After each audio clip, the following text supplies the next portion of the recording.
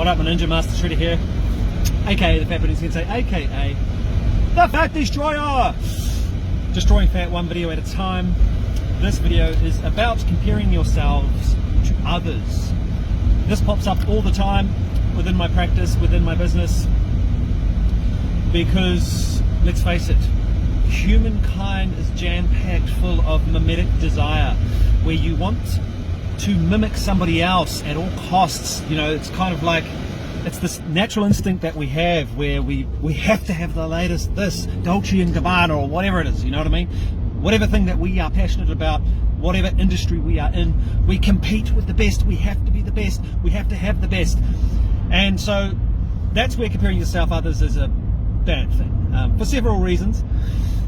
Now, obviously, if you're a competitive athlete, or you're in an industry that requires competition, I mean, competition in and of itself is a great thing, so long as it's productive and it actually proves to be a positive, necessary result for the humankind. Okay, so competition in and of itself is not necessarily bad, but competition directly with somebody else, when you are trapped in a cycle of negative behavior that breeds more negative emotions, that is not good. Okay, and that's what we're talking about. If you compare yourself to somebody else who seems to be doing better than you, somebody who seems to be doing, is levels above you, I mean, there's a difference between a mentor, right, and somebody who's 10 years ahead of you or whatever, and you can learn from them. And you know what I'm talking about, that person that is kind of within your reach, but they're a little bit higher than you. Maybe they've got a promotion in their job, so they're a higher level than you for whatever reason, or somebody who's got the latest fashions and the latest car, whatever it is that you desire of your neighbors. That's what I'm talking about. That's the comparison between what you have and what somebody else has. This leaves you feeling empty and like you're not good enough and like you're worthless. Okay, this is what I'm talking about. It leads to disappointments and feelings of failure. So what this problem is almost getting so passionate that I'm forgetting about where I'm going. So this ignores the uniqueness of your journey and you as a unique human being made in the image of God. Okay, so every single human is unique and special. And I know that sounds cliche, but I'm gonna explain what I'm talking about. Okay, every person's life journey is unique, and comparing yourself to others ignores the different experiences, challenges, and opportunities that you have as a human being, and you have something to offer this world. Okay, in a way that nobody else can offer it. So here's what you got to do to stop comparing yourself to others. Here's a couple of tips. Okay, number one, practice gratitude. Okay, so you could call this prayer. Okay, that's why people do pray, because what it does is it focuses yourself and your being on the godlike nature, which is, okay, let me just explain that real quickly, because there's two natures to us. Okay, we're made up of a heavenly nature. Okay, these are the things such as like intellect, thoughts, and words, language, right? These things are invisible. So how do you explain those things? Well, you compartmentalize them, you put them in the box of, it's like your godly nature, let's say. Okay, your spiritual nature. Okay, then you have another nature, which is your basic instinct nature, which is like the animal nature, which is called the flesh, which is a slave to desires and passions of the flesh. So essentially, you have to impose your mind and spirit's will on the body, okay? Because you think about it, right? Your head, your thoughts, it's what you think on are the things that are going to play out, and your brain is going to tell the body what to do.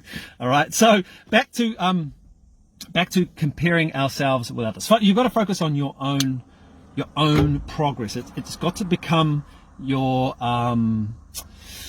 the ground of life where you do experiments, and you take the evidence of whatever experiment you're doing, like losing weight, for example, right? You focus on what you're doing. Don't focus and look at your neighbor's results. You know what I mean? Like, it's good to celebrate other people's results, absolutely. But if you're somebody who's currently insecure, has been through some traumatic experiences, and you really need to deal with those feelings when they come up, when you see somebody else and you get jealous, for example, jealousy.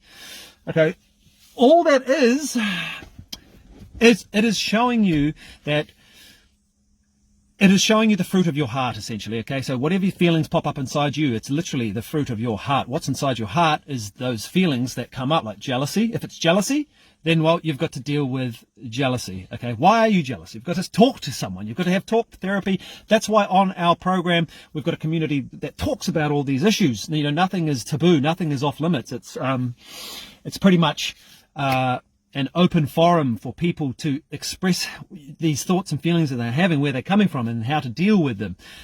Okay, so you've got to focus on your journey, and your journey is the most important thing to you. Nobody else has authority, or nobody else has control over your life. No one.